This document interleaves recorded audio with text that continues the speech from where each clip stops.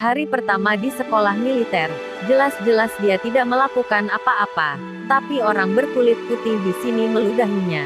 Melihat dia masuk ke dalam asrama, pria berkulit putih ini berkata, semua orang berkulit putih menyimpan barang mereka dan pergi. Dan tersisa Karl sendirian. Di subuh hari, komandan berkulit putih membangunkannya dengan menyiram air dingin. Berkata untuk latihan subuh, menggunakan pipa air menyemprotnya tanpa henti, dan menariknya ke sebelah tong air, dan menekan kepalanya ke dalam air, menerima perlakuan diskriminasi. Karl hanya bisa menangis karena keluarganya adalah petani.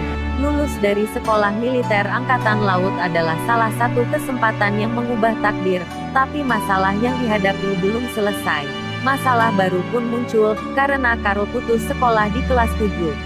4 nilai 37. Bila terus-terusan tidak lulus, dia akan dikeluarkan dari sekolah militer. Orang berkulit putih di sekolahnya tidak ada yang ingin mengajarinya. Karl menggunakan waktu di akhir pekan, datang ke perpustakaan, meminta tolong seorang wanita berkulit hitam yang mengerti kebudayaan, untuk mengajarinya pengetahuan tentang militer, belajar dari pagi hingga malam, belajar hingga pengurus perpustakaan pulang. Sedikit demi sedikit meminta diajari oleh si wanita. Akhirnya di ujian selanjutnya, Karl mendapatkan nilai 76. Hitungannya sudah melewati tahap pertama. Keesokannya, ada latihan masuk ke bawah air. Ada 2 orang militer baru yang masuk ke air untuk memperbaiki kapal. Siapa sangka, kapal tiba-tiba tenggelam. Selama bergetar, salah satu militer baru saluran nafas menyangkut, keadaan darurat. Karl yang di daratan langsung melakukan penyelamatan. Dia membawa saluran pernapasan lainnya, dan menemukan posisi 2 orang tersebut. Dia menghampiri temannya yang tersangkut. Di saat dia menarik salurannya, kapal itu mulai bergetar lagi. Karl menahan badannya, tapi di waktu yang bersamaan, temannya yang tidak mempunyai saluran bernafas dengan cepat akan mati. Di masa kritis salah satu rekannya malah kabur dan meninggalkan mereka berdua. Karl tidak menyerah. Dia dengan cepat memasang saluran, berhasil menolong rekannya. Setelah kembali ke daratan, komandan memanggil mereka semua berkumpul. Dia menyuruh militer yang kabur, bukan hanya tidak menyalahkannya, bahkan memberikannya lencana pahlawan. Melakukan hal ini untuk menghina Karl, agar dia tahu orang berkulit hitam tidak akan pernah mendapatkan kehormatan di sekolah berkulit putih. Tidak lama kemudian, Karl mendapatkan kabar, ayahnya meninggal karena sakit. Teringat di saat ayahnya masih hidup, tiap hari menarik 2 kuda, di bawah matahari yang terik. Bahkan dirinya belum berhasil, ayah sudah pergi duluan. Karl sangat sedih, dia terus berpikir, tiba-tiba dia tidak ingin menahannya lagi. Dia langsung menemui komandan yang menghinanya, ingin bertanding dengannya. Ini adalah perlombaan antar martabat. Karl menggunakan helm selam, ingin bertanding dengan komandan berkulit putih. Di saat air memenuhi hidungnya, perlombaan tahan nafas pun dimulai. 2 menit pertama, keduanya masih terlihat normal, sama sekali tidak menutup mata. Di saat menit keempat, komandan sudah mulai tidak tahan, tapi dirinya mengatakan tidak boleh berhenti. Karl juga sudah mulai tidak tahan.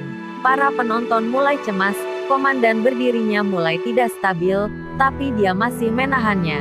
Para bawahan tidak sanggup melihatnya lagi, dan langsung membuka helm komandan, dan menolongnya.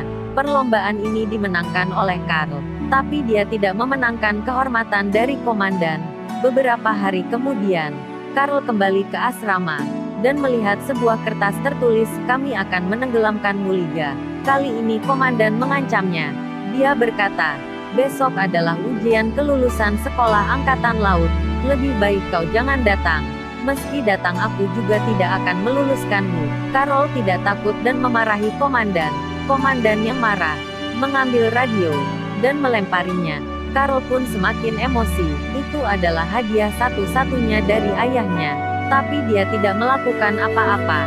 Harus tahu, setelah besok, semua sudah berakhir. Keesokannya, peraturan ujian kelulusan sangat mudah, hanya perlu memasang dengan benar alat ini di dalam air. Sudah lulus dari ujian, Karl menggunakan baju selam dan masuk ke dalam air. dan dengan cepat menemukan bagian yang dituju. Dia meminta tas peralatan dari petugas di atas. Siapa sangka, sebelumnya, komandan menyuruh orang untuk merobek tasnya. Sekali lempar, semua barang-barang pun keluar dari tas. Karl yang dibawa air kaget.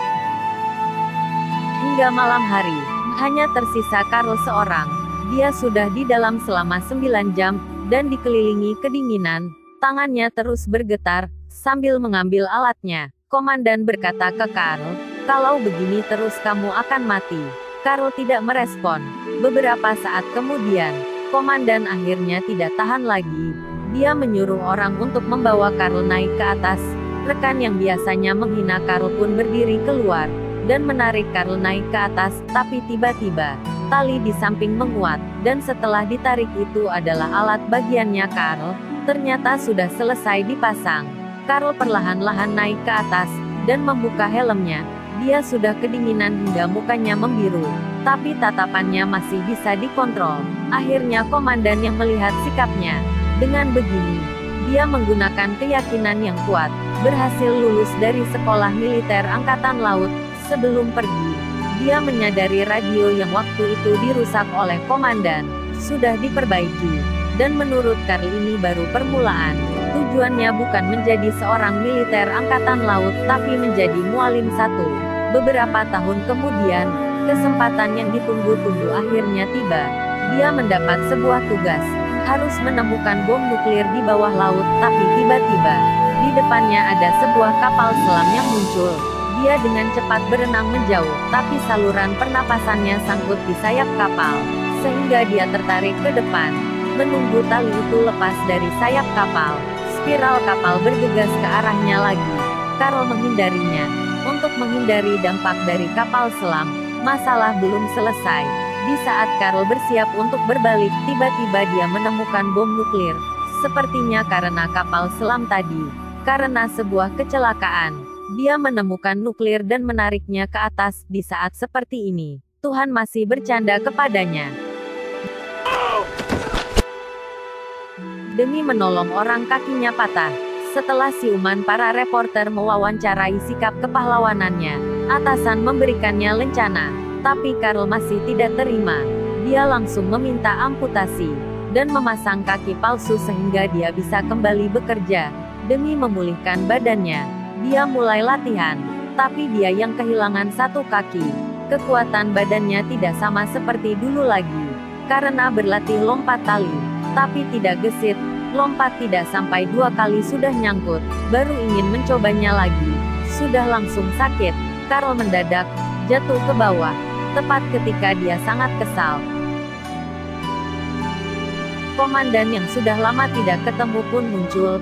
Dia datang untuk membantu Karl. Dia memberitahunya, Kolonel Angkatan Laut berencana menerima pertemuan evaluasi medis. Sampai saat itu, dia maksamu pensiun. Demi membantu Karl, komandan menemui kolonial untuk bernegosiasi. Dia meminta untuk memberikan waktu selama 4 minggu untuk latihan. Kemudian meminta Direktur Militer Angkatan Laut memberi Karl pertemuan pendengaran yang adil. Kolonel langsung menolaknya.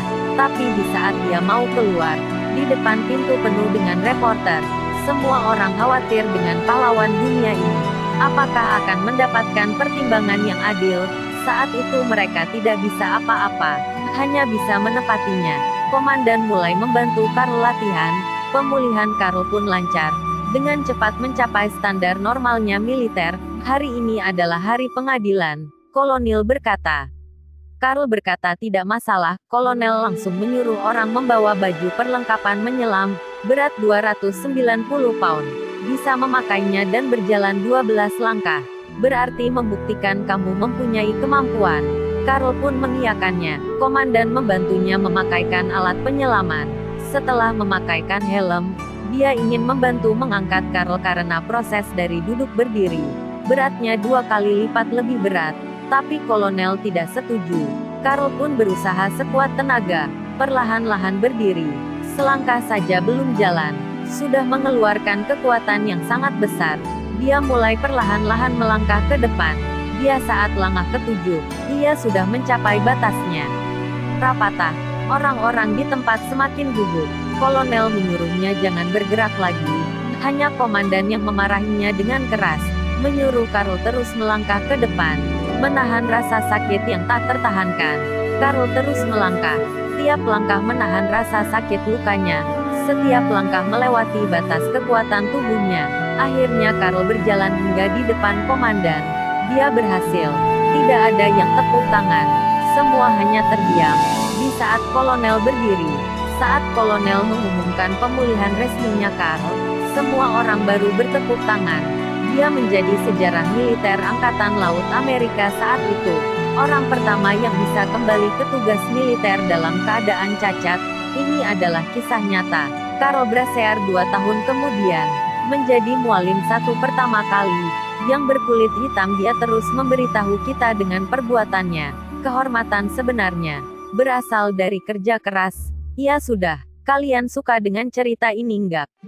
Kalau suka jangan lupa klik tombol subscribe, like dan share ya. Kalau ada pendapat boleh tinggalkan di kolom komentar.